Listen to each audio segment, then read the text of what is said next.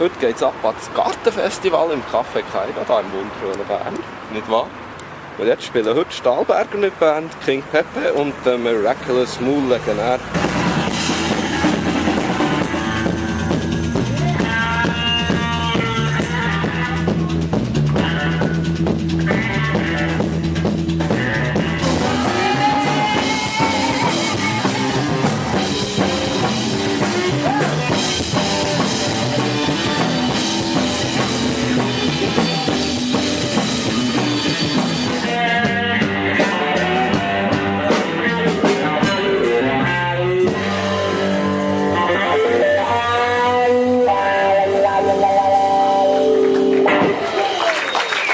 Die Band irgendwie fertig geworden, hat geheißen Miraculous Mood.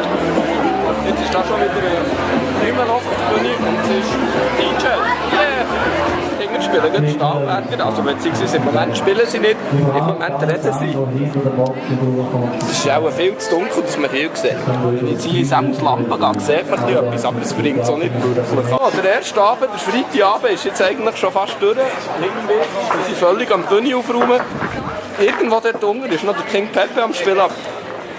Viel Spaß.